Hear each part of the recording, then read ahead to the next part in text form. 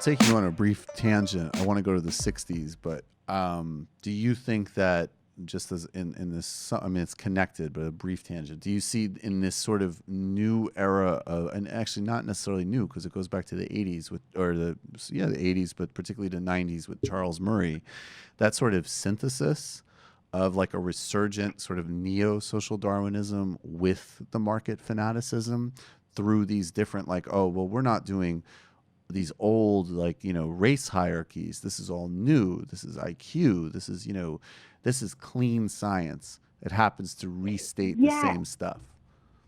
yeah, you've talked about this in your show before, but like, I mean, the idea of Charles Murray being like, oh, this is this new science. I actually think Charles Murray's like just straight up social Darwinism. I mean, I Yeah. really don't think there is that much of a break. I mean, I think some people like maybe Patrick Moynihan and others like will say, okay, well, maybe poverty was caused by history, but there's this cultural phenomenon too. So I think there is that component of like a cultural explanation. And I think, that's been thoroughly debunked as well, although certainly poverty changes, the mix of decision making. But the Charles Murray cohort, I mean, that is like an idea as old as, the guys at Columbia who are measuring skulls, Right. and IQ science as though we have like that's a real science in and of itself, let alone that we have any indication that there's like a genetic determinant that is racially determined. I mean,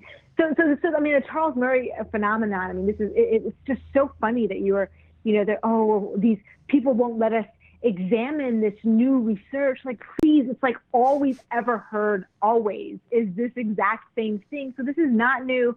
It's been thoroughly debunked over and over and over again. And maybe when you have some new data or some new science, then let's talk about it. But like, until then, like just, it's caused so much damage that you've got to stop talking.